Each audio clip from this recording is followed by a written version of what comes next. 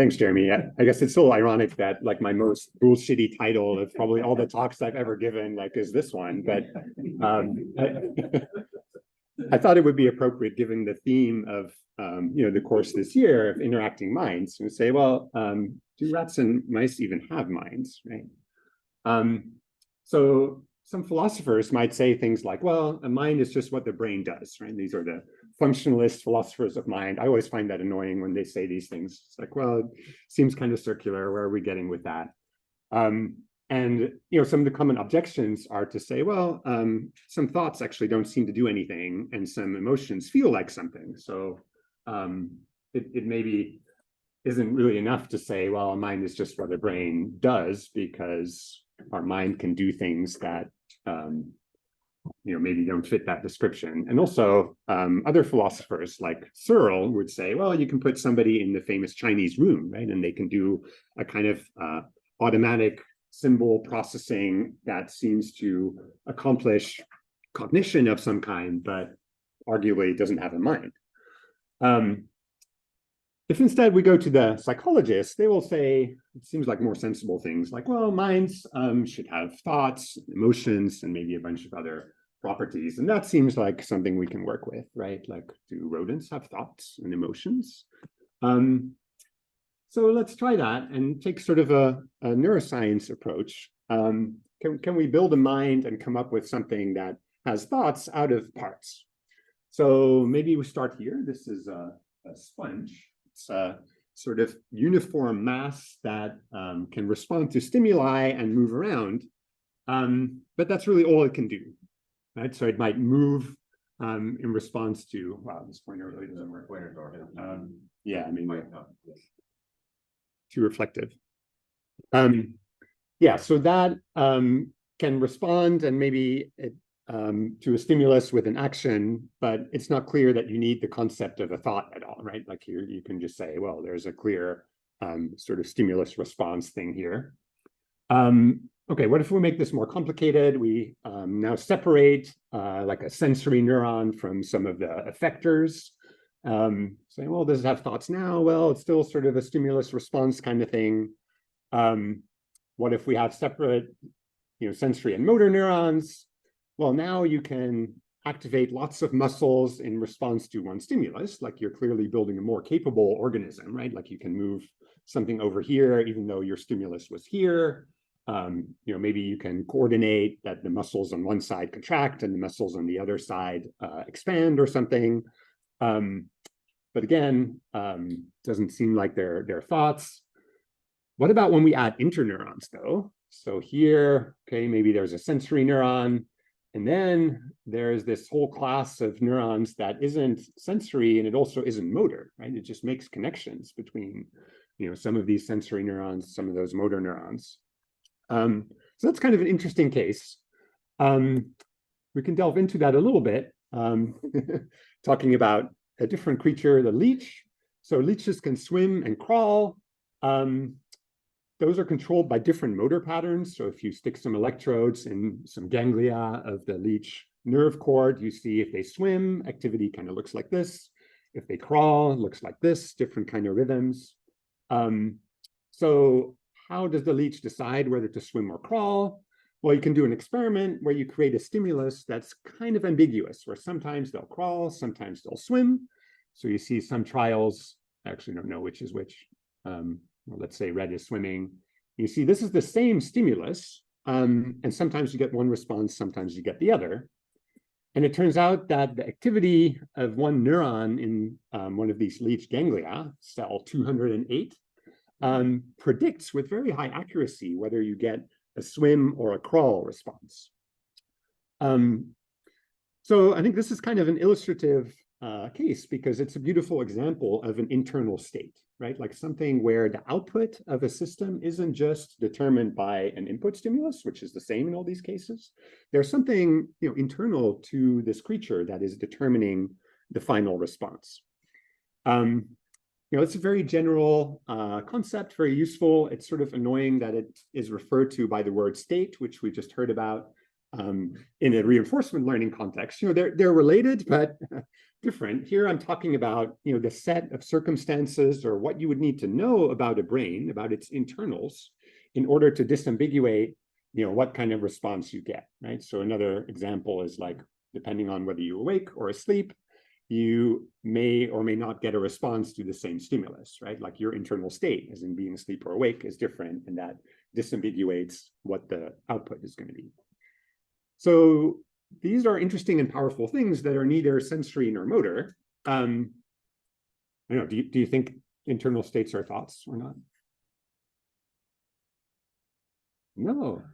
Okay, I agree, and philosophers also agree. They say, well, internal states aren't really about anything, right? For something to really count as a thought, maybe what it should be is something that can be about something that is currently not the case, like a counterfactual of, oh, what if the world were different? Or you can imagine some possible outcome that hasn't happened yet, or you can have a belief that is false, right? Like came up in Jonathan's talk.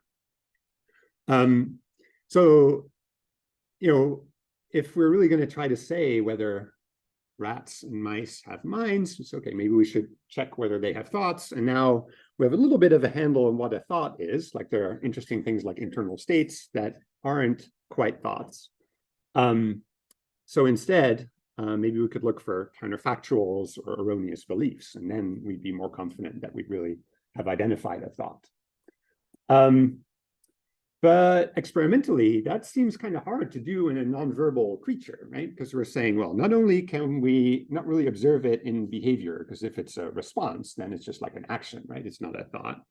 And if it's basically a response to a stimulus, well, then, it's just representing the stimulus, and that's not a thought. And now we're also saying, well, it's supposed to be a counterfactual, or it's supposed to be some prediction of something that hasn't happened yet. So, I mean, how are we going to access this experimentally in a rat or a mouse, right? That seems really hard.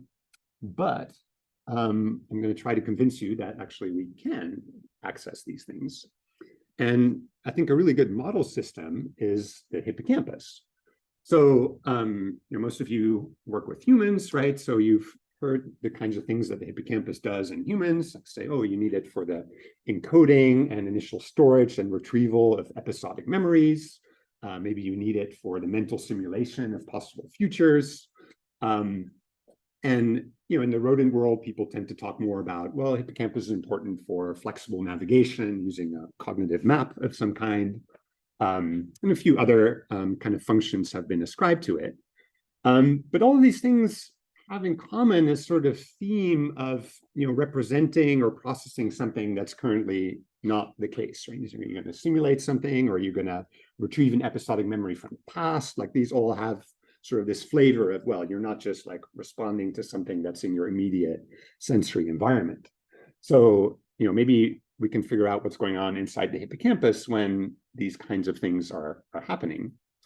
And so in rodents, the kinds of things you would do is basically implanting electrodes in the hippocampus, right? So the sort of old school way of doing this would be to build something like this. This is actually a picture from our lab, 5 years ago or so, where you put lots of wires together in a big bundle and you plant that whole thing, attach it to the animal's skull, and you turn all these little screws so that the little wires come out and hopefully hit the cell layer in the hippocampus, right? Very time consuming, very satisfying when you get a beautiful recording, but we no longer have to do this anymore. Now we just buy one of these things, a NeuroPixels probe. It's a silicon probe that has something like 1,000 tiny recording sites, and you just put that in, and you get, if everything goes well, like something like 500 simultaneously recorded neurons.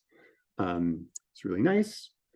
And what do you see when you record from one of those neurons? So it's maybe a different kind of way of presenting data than you're used to, but basically what you're looking at here is a top-down view of a T-maze.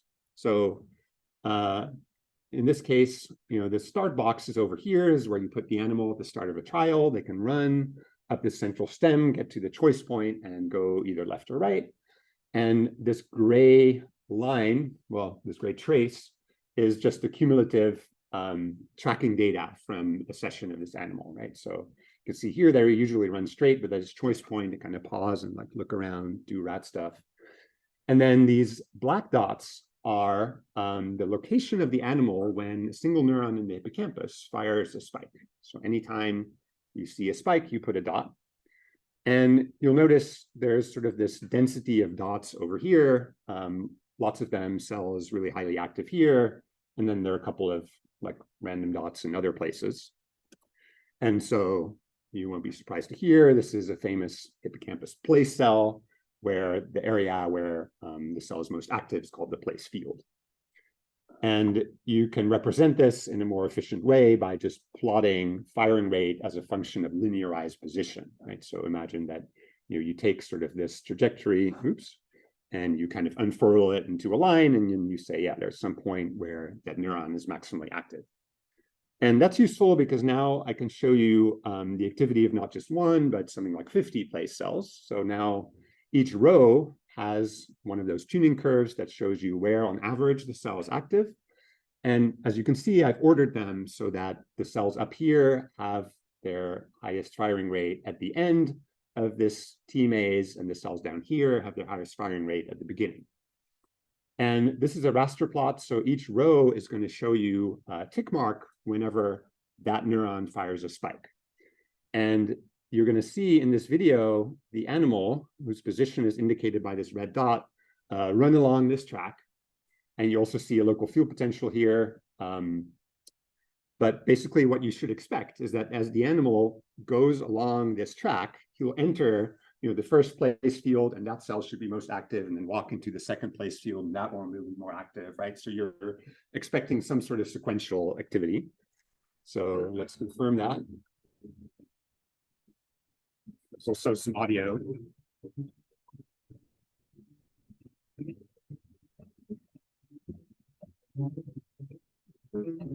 The campus is working, right? We get the sort of expected effect.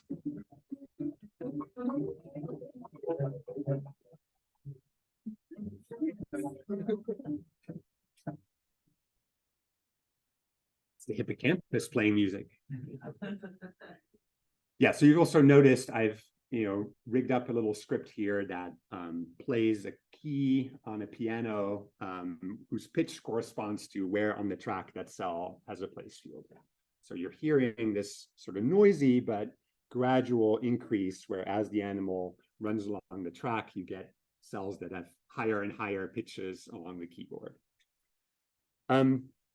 So this is what the hippocampus does with when the animal is having an actual experience, right? Physically moving around in the world. The collective activity of these neurons is such that for every location on this track, there's a set of neurons that's most active there. You could clearly kind of decode that activity or infer where the animal is by just checking, like, oh, if these cells over here are active, then the rat's kind of in the middle of the track. And if those cells up here are active, then okay, the rat's at the end of the track. Any questions about what you're looking at here? Does this make sense? Okay. Anybody notice anything interesting about this video here? One quick question. How do you map the T to the one linear stuff? Like the two sides? Yeah, so right. I'm only showing you like the left, linear trajectory, right? So there's like a parallel video of this of what the right version would look like. Yeah. There was some like cool arpeggiation at one point. Yeah, I like the term that you use there. Yeah, right. Maybe this is what you're talking about, right? Yeah, so there's some sort of structure here. I'm going to borrow your term, like arpeggiation. That's awesome. So this is not what you would expect if you just were to look up for every position, like what is the mean firing rate of this neuron, and then just sort of probabilistically generate spikes according to that spiking probability, right? Like then that would not generate this sort of repeating diagonal structure. So this is an interesting phenomenon that's referred to as theta sequences. Theta is one of the frequencies in the local field potential. It's about 8 hertz, like 8 cycles per second. And every theta cycle, you get this little sort of linear sequence of one cell active, next cell, next cell, next cell, and then reset. an analogy that Bruce McNaughton, one of the sort of giants in this field, uses to describe this, as he says, it's like a pigeon walk. So you're moving slowly along the track, but your hippocampus is always looking ahead, scanning a little bit, and then return, look ahead, return, look ahead, return. There's also a term phase precession that refers to this phenomenon at the single cell level, but the kind of ensemble version of it is that, yeah, at the theta time scale, you get this kind of repeating look ahead and reset. So that's already kind of an interesting phenomenon. I'm going to not talk that much more about it, but it's maybe something that can be thought of as sort of an ongoing kind of prediction cycle of, you're always looking one step ahead and then checking like, okay, are we still at the expected place? Okay, good. Like, let's look at the next step and so on. Question over there.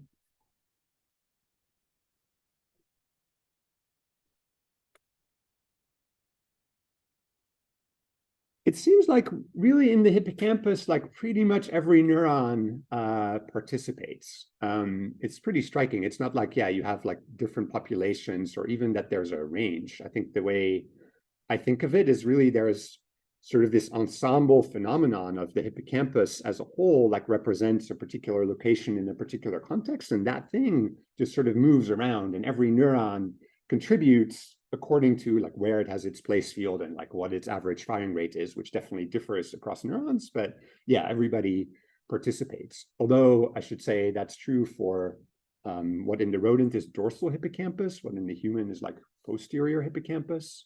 Maybe the story is a little bit different when you get to ventral/anterior hippocampus, where these phenomena are not as clear. But at least in the place where we're recording now, yeah, everybody participates. Yeah. This is related with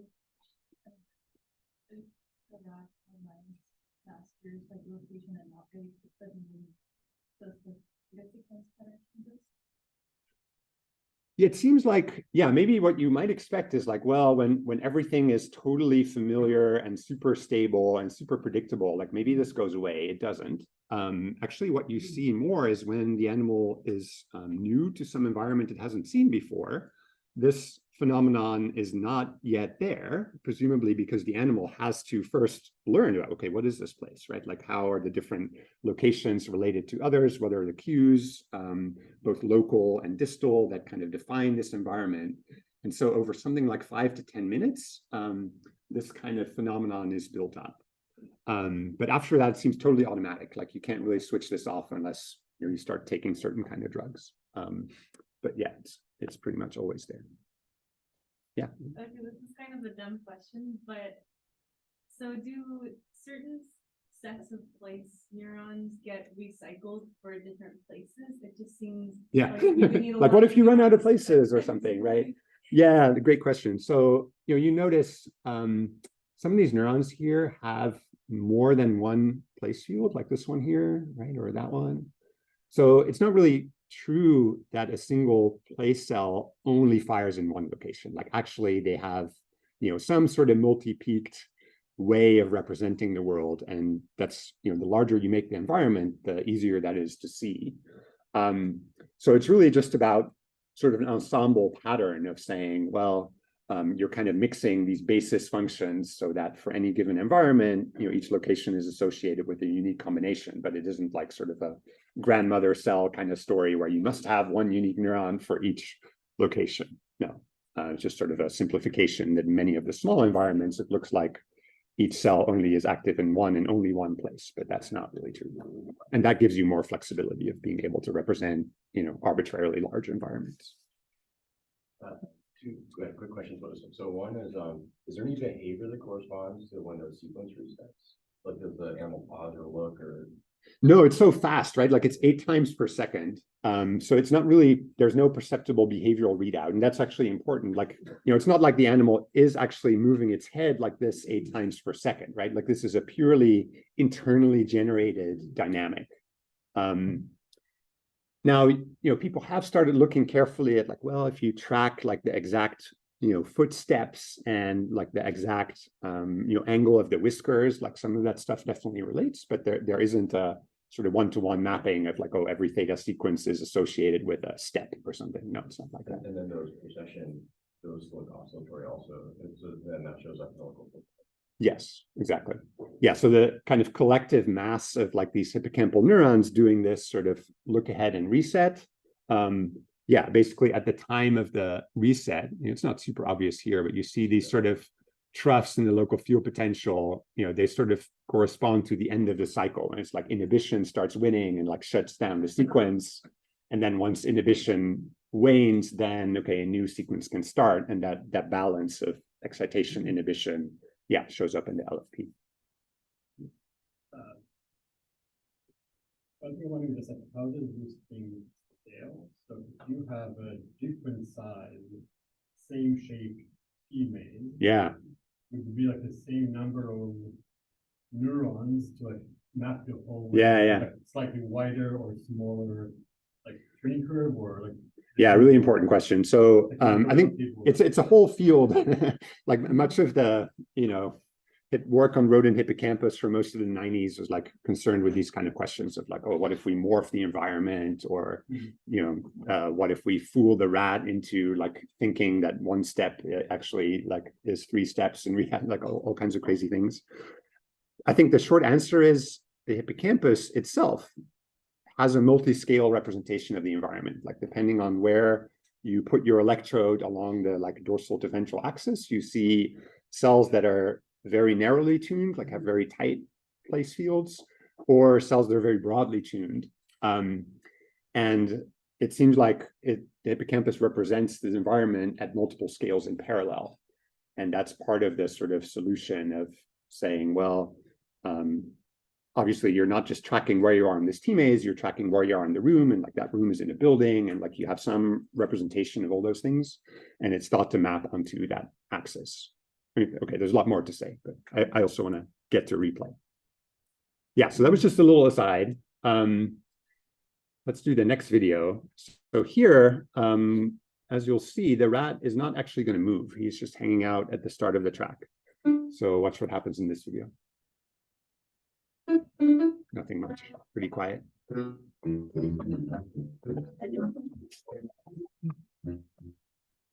Okay, how would you describe what happened there? I kind of gave it away, yeah. So there's a sequence of place cells active in the same order as it was during behavior, right? But the rat all this time was not moving. So again, this is a internally generated pattern of activity, right? There's no like stimulus that picked the rat up and moved him physically down the track, or showed a video of what it was like to run down the track. No, it was just the hippocampus doing its thing. So it seems like there's this weird kind of necessary ambiguity. So like if you were to ask like what location are these responding to, the rat is not moving. Yeah. So like by definition, you're kind of wrong in your decoding. Yeah. Yeah. How do you distinguish between things like, well, these neurons just like fire together in sequence versus the rat is truly thinking about like like they're like projecting themselves forward in space. Yeah, there's sort of okay, on one hand, that's a deep question of how do you ground kind of the claim that this is really representing anything meaningful, or like referring to this trajectory. And I'll get to some experimental approaches to that. Sort of a practical approach is, if you had like 1,000 of these replays, then it would kind of mess up your estimate of what even is the location that cell represents, because now the tuning curve would also include like the home base where you're doing all these replays. So conveniently, it so happens that the hippocampus very obviously has this sort of theta mode, right? When you saw those theta sequences that I was describing earlier. And what we do in practice is just say, well, when the hippocampus is in theta mode, that means, it is like actively engaged in, having an experience. And we estimate our tuning curves based on that data. And then we say, okay, when the hippocampus is not in theta mode, then okay, we're going to decode this activity using those tuning curves, right? So practically, like, we don't mix them up because it's very obvious that the hippocampus is in a very different kind of activity regime. Is there like a possible, like, I don't know if it would be kind of logically consistent to have the kind of opposite interpretation. It's like what happens when you're in home base mode is you like think about stuff like, you know, the rat is worried about its homework or something. Yeah. And then when it, you know, you establish that sequence, and then when it's running along the track, it's so mindless that it's just thinking about its homework. Yeah. Like, is there a causal direction there? Or? Yeah. So, I mean, I think along with, you know, who do I most associate with this idea? No, maybe Yuri Buzaki, sort of, you know, how the brain fundamentally is always hallucinating, right? Like it's always generating spontaneous activity. And what it means to respond to some cue or some input is, you know, you're getting sort of a controlled version of that hallucination where that internal activity is getting mapped onto some stimulus, but that internal activity is somehow primary. You know, I don't think it really like changes that much about, you know, the idea that we're talking about a correspondence between an actual experience and something that's internally generated, even in the absence of experience. I guess it's just arguing about kind of which comes first or something, and that's interesting. But I think either way, you could say, well, yeah, there's some relationship between the activity that's happening when an actual experience is occurring versus, you know, there's nothing obviously happening in the world and there's some internal thing, right? And that's an interesting way to get at this question of, you know, thoughts and maybe emotions. Okay, so that was an example of replay. Replay is associated with these things called sharp wave ripples. It's a description of a local field potential phenomenon that is very commonly used because in humans, for instance, where you might not be able to record from 50 place cells, you can still record those sharp wave ripples and say, well, when we see a sharp wave ripple happening, which is a fast oscillation, the ripple riding on top of a slow deflection, the sharp wave, you know, you might not know what trajectory or what experience is being, you know, retrieved or activated during that sharp wave ripple, but you can say, well, probably replay of some kind was happening. And these sharp wave ripples are not at all like theta sequences in the sense that they're sort of very discrete, punctate, and, you know, somewhat rare events, right? Like the theta sequences were sort of ongoing, right? It's like 8 times per second you're repeating this thing. But as you noticed in that replay video, replay is more like, well, it's very quiet for a while, and all of a sudden, there's a replay event, right? And then it'll be quiet for a little while, and then there might be another one. They're much kind of discrete, like packets of information. And they don't tend to occur when an animal or a human is like actively doing stuff. They occur sort of in the spaces in between, like a moment of rest, you know, a little pause after running down this track again. You know, you see a lot of them during the early stages of sleep. So it's more of a, yeah, like what you might associate with a kind of offline kind of activity, right? What I showed you here was a replay event in the same order as actual experience. But as I'll show you some examples of, replay can be reversed or backward, and in the opposite direction of actual experience. Whereas theta sequences are like 99% forward. Another interesting difference, theta sequences always include the animal's actual location, right? It's like you're starting where you currently are, and you're sort of projecting ahead, and then you reset. But replay is not limited to that. You can have replay of, you know, some other room over there, right? Just like, you know, you're able to think of, I don't know, Foco where you had breakfast or something.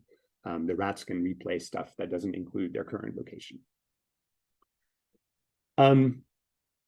So here's some examples of sharp wave ripples. Like I said, you have this kind of slow deflection. It might be down or it might be up depending on where you record. And then you have this fast oscillation as ripple. So it's about 100 milliseconds.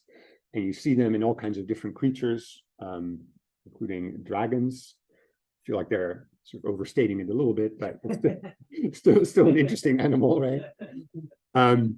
So these are apparently, yeah, where's the fire exactly? You know, often conservation is sort of a sign of like, well, maybe this is like doing something useful. So what is it that these sharp wave ripples and replay are doing? Like, can we somehow show that this is having some sort of functional role? And the kind of main approach to try to get at that question is to set up a closed loop experiment where you do some fancy digital signal processing and you rig up a system that is able to detect transient increases in ripple power. And as soon as that exceeds some threshold, then you apply some manipulation that's going to shut down the hippocampus. Like maybe you do optogenetic inhibition, or maybe you stimulate the commissure, the fiber bundle that connects the two hippocampi together, basically generates feed-forward inhibition. So what you see here is like a complete ripple, but here you see various truncated ripples where spiking activity that maybe was the start of a replay gets abruptly shut down. And then what you can do is have some sort of task that involves, having to remember, where to find food in a maze like this.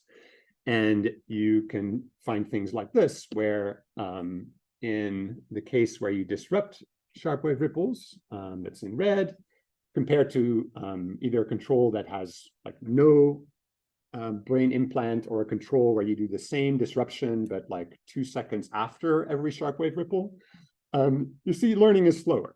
It's not like there's no learning. The brain is capable of finding many alternative strategies for these kinds of things. But this is the kind of thing that at least gives some indication that these replay events are contributing something to faster learning. So this is all when you do the stimulation during sleep, right? Offline. What about when you do it when the animal is, paused at the start of the maze, like in the video I showed you, not yet sleeping, like ready to do a next trial, but still generating a few of these events? So here's a version of an experiment that's a little bit different in that the animal has to alternate. So they come from this right arm, go to the center, and then if they came from the right, then the next trial has to be left. Then they go from left to center, and because now they came from the left, the next trial has to be right. Okay, you do the same sort of thing. So here's an intact sharp wave ripple, here's a disrupted one. And what Shantanu Jadhav and his colleagues found was that in the disruption case, the rats are worse on the outbound component. Outbound meaning when you start from the center and you have to use information about the previous trial in order to decide where to go. Again, they're above chance, so it's not like this completely abolishes performance, but there's a clear difference here. And you don't need sharp wave ripples at all to do the inbound component. So this just means when you're coming from either left or the right, like you always have to go to the center. You don't need any memory to base your decision on what happened on the previous trial, right? So this sort of led to this idea that maybe replay is actually about retrieving some relevant previous knowledge. Equally compatible might be to say, well, maybe it's a kind of plan of what you might do in the future when that plan is contingent on some prior knowledge. But again, these kind of studies show, okay, sharp wave ripples and replay are making a meaningful contribution to behavior. It's not just some sort of epiphenomenon that does nothing. Yeah.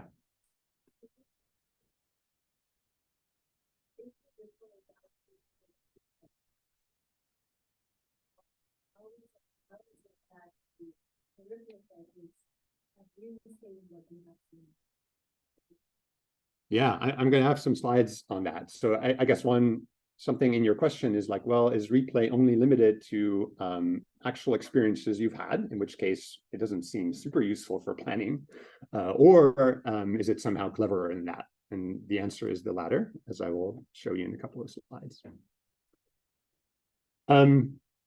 Okay, so I think this will be intuitive to most of you, but we'd like to be able to talk about the content of a sharp wave ripple, right? Not just that one occurred, but is it, representing the left trajectory or the right trajectory? Is it doing that, in a forward order or backward order? So I'm going to go through this somewhat quickly, but basically you can do your favorite sort of flavor of decoding. Like the standard in the field is this kind of Bayesian version where you just say, well, every cell in any given time window fires some number of spikes. And given your knowledge of that cell's average firing rate, like if you know that this cell on average fires here and here, and you see that it fired 3 spikes in some time window, then your estimate of where the rat is likely to be is higher for this location, it's pretty low elsewhere. Similarly, if this cell fired 0 spikes, then you would say, well, it's pretty unlikely that it fired 0 spikes if this was the true location, right? 0 spikes is much more likely over here when the average firing rate is low. And you put all that info together and you end up with this kind of probability distribution.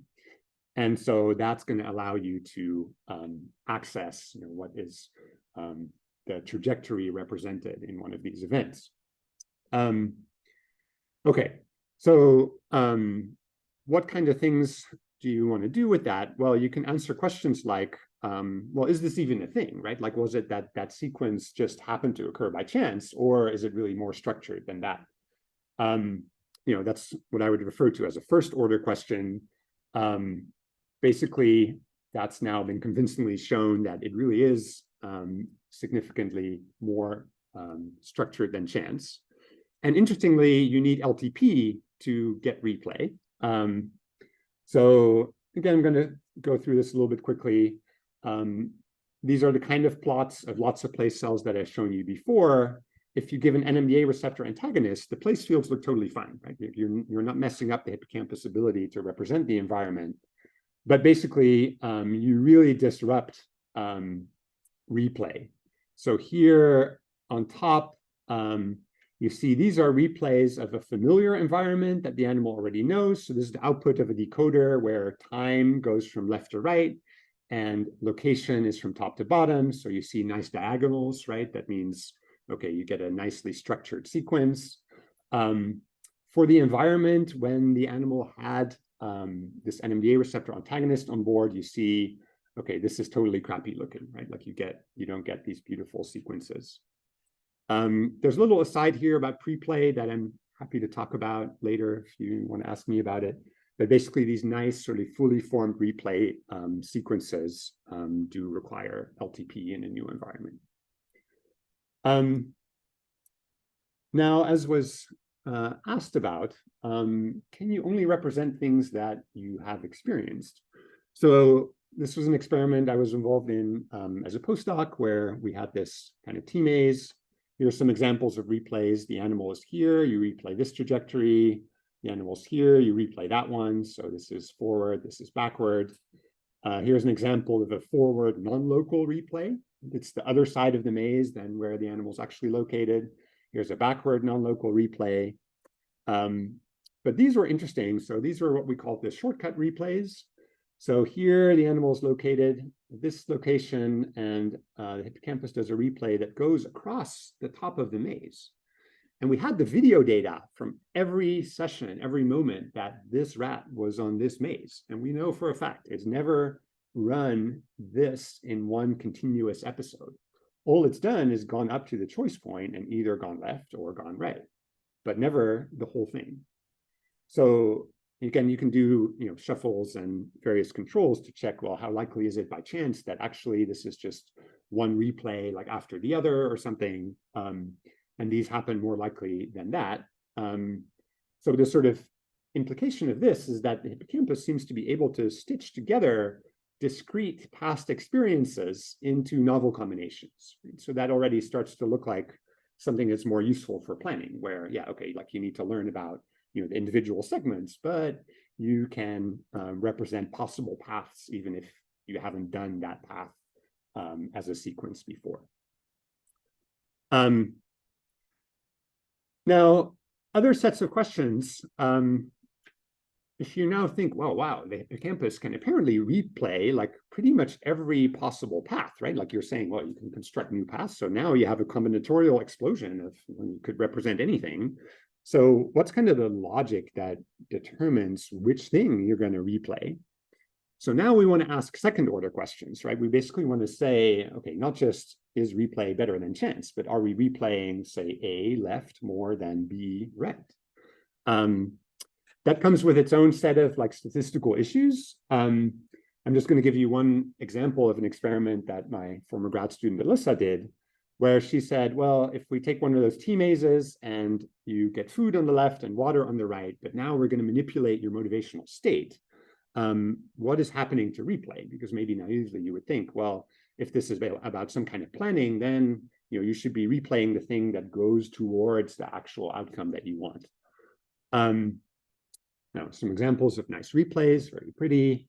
Behaviorally, rats do mostly what you would expect them to do. Like if they are food restricted, then they go to the left, meaning food, right? So the mean across a bunch of animals is here. If you water restrict them, they tend to prefer the right. So just a combined measure that plots their preference, the difference between food versus water restricted sessions. Okay, it's like way over here. Now, again, I'm sort of making a long story short, but this is what sharp wave ripple replay content looks like. When the animals were food restricted, they tend to replay the right or water side more. When the animals were water restricted, they tend to, well, by itself, it wasn't significant, but shifted over to this side so that the difference measure is just completely the opposite of the behavior. So replay content in this kind of weird case is biased away from that behaviorally preferred outcome. Okay, lots of ways of plotting this. Doesn't really matter. Related example, what if you have an animal walking down a track, just like always happens in these experiments, but actually at one end of the track they get shocked. So that happens here. Okay, on day 1, you just explore the track, everything is fine. On day 2, you get over here, zap, just like in math comic, right? What happens to replay then? Well, this is just an anecdotal version, but this part of this plot up here, again, this is position, like it's the raster plot of the same kind that I showed you in the video. So the cells that have their place field here, those are the cells with fields in the shock zone, right? And what you see, the blue line is the animal's actual position. So he's sort of hanging out here. And then you see there's these 2 replays that go into the shock zone, like they're activating those shock play cells. And then the animal turns around. Okay, we don't want to go there. You can try to quantify this more systematically. Like those replays that go into the shock zone. So those are replay trajectories that cross this line here, SC, right, where you get zapped. Those are likely to then get the animal to move away from the shock zone. So it's another interesting example of kind of a counterfactual, right? I've shown you these 2 examples where replay content is not related to what the animal is about to do. You could say, well, maybe it's a memory of some past experience. But even in the case where there was the food and the water restriction, when the animal's behaviorally choosing food, all its recent experience is also food, right? And yet it is replaying water, like something that has happened much longer ago. And like in the shortcut example, that's sort of a compelling case of it not just being literal memory. So I think it's pretty clear that hippocampal replay is not just literally repeating past experience, right? But you can even have biases towards like non-preferred or non-taken alternatives to routes never taken. And these are starting to look like the sort of things that count as thoughts, right? That they are something that is about a particular trajectory that can't be because it's just action preparation, or it can't be because it's just a response to some cue or some stimulus, right? This is really more like something that's internally generated, but that is mapped onto meaningful things in the world. So I would say, rodent hippocampus and replay in particular is a sort of model for examining the content of internal brain states, not just that are a general purpose brain state, but brain states that refer, right, that are about things. I think it's an exciting research area, like what actually does determine sharp wave ripple content, right? It's kind of confusing. Like in some cases, you're doing the opposite, and in other cases not. But it's a really kind of productive area to think about these things in terms of some computational frameworks like reinforcement learning. Yeah, I had a quick question about, you were saying how the contents of the ripples sort of, or the replays depends on like what had happened while the animal was sort of beforehand. Does it depend also on the content of the previous ripples? Like, is there some sort of ordering? Like, Yeah. one later. I love this question. This has been a past mind hackathon project where we were just trying to quantify like what is the kind of stickiness versus switchiness of replay, right? Like, is it that once an animal does a left replay, is it then more likely to do another left one, or is it like actually somehow anti-correlated? If you've just done left, well, you should like consider some alternative. I think so far, like we've looked at this at a couple of data sets where it's been surprisingly random. Like it's almost like there is no effect of what your previous replay was on the next one, but that's just sort of very preliminary based on like a pretty rudimentary measure on the data that we happen to have. I think it would be fascinating to ask that question on a specifically designed study where you might have one condition where you're really trying to generalize and another condition where you're really trying to maintain separate memories that don't interfere or something like that, right? But yeah, as far as I know, that just hasn't been done. But maybe in the back and then next. So, mention like two levels of questions. Yeah. I wonder, content is like technical content.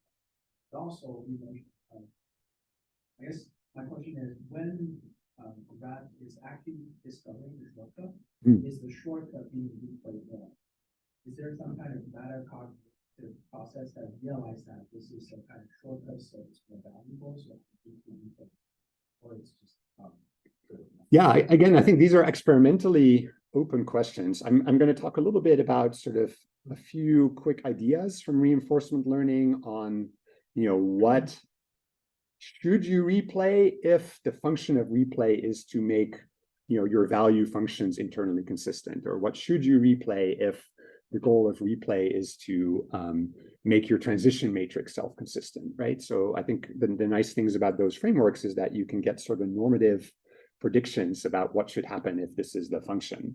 But in terms of replay, these experiments are hard enough that we don't have a lot of the kinds of data that we would like to actually test those things.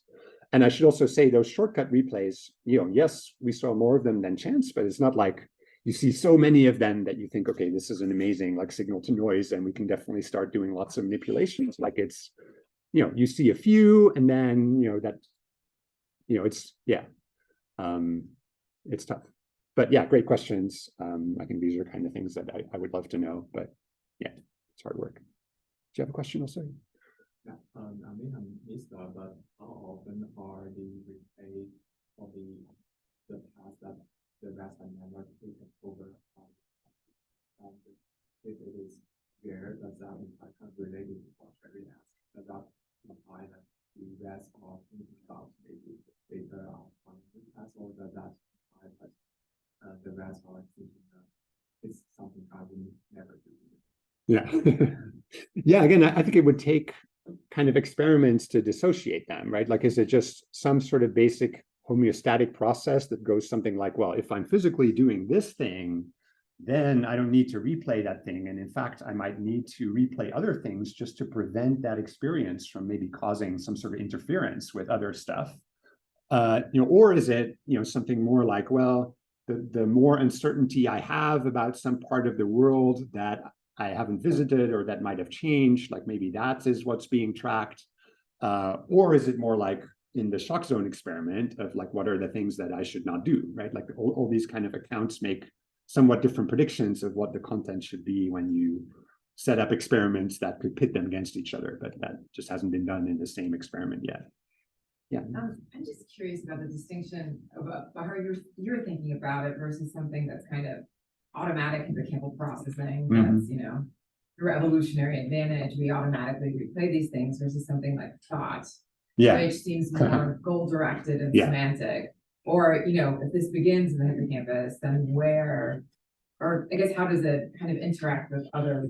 Yeah. I'm going to refrain from making claims about how does our conscious experience of thought relate to these things, but they're intriguing human, stereotactic EEG papers where they say things like, well, when we see a sharp wave ripple, that tends to precede a verbal report of recalling something. Now, does that mean that like all sharp-wave ripples follow some sort of conscious experience or whatever? Yeah, I don't know, right? And of course, in animals, we can never know that.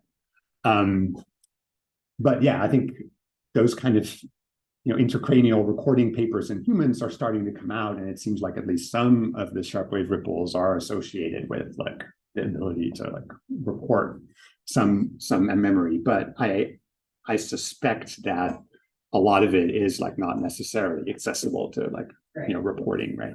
But I mean, given your interest in rumination, for example, like you could imagine there's a sort of, kind of reinstatement or replay that can happen that may potentially drive the initiation of rumination. But rumination itself is such a cognitive process, right? Yeah. So do you make kind of, or do you draw lines between human work and reactivation or rumination versus animal replay? Because oftentimes people don't, but obviously I guess I just see a similarity in terms of, even if we don't commit to what, if any, the conscious experience of sharp-wave ripples is, you could just talk about it in terms of, well, how sticky is their content, right? Like if you had a rat that just only ever replays the left arm of the maze or something, right? Like the sort of most sticky version, like that seems different than a rat that alternates left and right, right? Like, okay, are there genetic things that predict that? Are there behavioral consequences to being such a rat? What are the pros and cons of like doing that, right? Like and okay, is that rumination? Well, for some kind of process level definition of what goes on in rumination, at the level of subjective experience, probably not. But do you see those individual differences in rats? Like, do you see rats who are? I have a current NIH grant on exactly this topic, so ask me again in a year, hopefully. I'm curious about this work in conjunction with Megan's work, looking at Me too. replay of sexual events, and how she found that they might be prioritized in the brain and happen in the very early parts of rest. So I'm curious about if these sharp wave ripples, and especially if you know about it in humans as well, like when the time course of that is, like if it's right away, or do you have to let people rest for longer to see it? Yeah, no, I always love talking to Megan about like exactly these kind of questions. And I think as far as I know, even though there have been, I don't know, like easily 20 papers on like sharp wave ripples recording in humans, like often the tasks are excruciatingly boring. And I just wish like there was like some sort of interesting social situation that could be done in those kind of settings. So it's tricky because you only get the data when patient is in the epilepsy monitoring unit, right? And they have like all kinds of stuff going on. But I would love to test some of those ideas. And like I sort of talked about in my pitch, I think social situations are sort of particularly rich in the kinds of maybe ambiguity or alternative interpretations that replay might be very useful for. I think that's going to be a really exciting sort of area. And maybe if we could even come up with a little bit of convergence of having social situations in animal tasks also, I think that could be very interesting. Love to do. Okay, I'm probably wrap up. Okay, so let me summarize with this last slide, which is to give you just a flavor of how to think computationally about replay, because it's going to tie in interestingly with the tutorial that's going to follow. So if, just like Matt was talking about before me, if you think of these mazes as a kind of grid world, right, that have these discrete states, like say your actual experiences, you start here and you go left and you get rewarded. And then maybe on the next trial, you start here, go away, go here, you get nothing. Well, what do you do with this experience? Like if you have a reward prediction error and you just update that this state is a little bit more valuable than you thought before because you were rewarded, that's great, but it doesn't really help you, decide what to do next time you're here, right? Because that's like a state that's some number of states removed from this thing. So what might you use replay for? Well, one idea might be, well, maybe it's just episodic retrieval. Like the next time you're in this same state compared to here, like you're doing exactly what happened in the video that I showed you, like you're doing a replay of that rewarded experience, and maybe that drives some sort of drift diffusion process that pushes you over a threshold of, okay, I'm going to decide to go left now. So that's kind of an online way of using replay to make decisions, could be. Alternatively, you could think of replay as doing kind of a fictive learning, where you'd say, well, I can just replay this thing 100 times, and every time I do it, I just keep doing my reward prediction error-driven updating, right? Like next time, okay, my replay says I go from here to here. Oh, wow, all right. So this state is gonna accrue some value, and then this state, right? So I'm propagating back that value throughout all the states in this world. And that would even allow me to discover cool things like, even though this experience wasn't itself rewarded, if I replay it and this state here now has value because of propagating back from here, now these states over here also can get value, right? Like Matt was explaining, like TDRL is great at using kind of proxy rewards for states that aren't themselves rewarded, but that get you to states that eventually are rewarded. So you can imagine using replay to kind of fill out this whole grid world with self-consistent values, so that next time you're in this maze, like you already know, like, aha, values for each of these states, and you go up the value gradient and life is good. And then finally, another idea as well, maybe it's planning, right? Maybe if you're here and you can use replay to represent any possible trajectory, even one that you haven't done, then you could imagine generating this one and getting to a rewarded state and choosing it. And through combinations of computational modeling and experiments, we hope to figure out, well, which of these things is it? Do these things actually occur in the real brain? Do we get fictive reward prediction errors associated with replay? It's another project in the lab where we can measure dopamine simultaneously with replay. Okay, I'm going to skip the emotion part and just finish with, I hope this has sort of given you a slightly different perspective on rodents and replay in particular, and say, well, maybe we can use these things to get some access into cognitive processes and how they go around.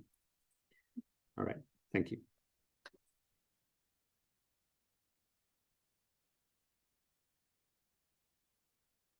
Yeah, I think doing it during Max, and if you can go on for 2 Yeah. hours, it might be good to take a break, but then Obviously I'm around. Yeah, Feel free to questions. talk about any of this stuff. All right.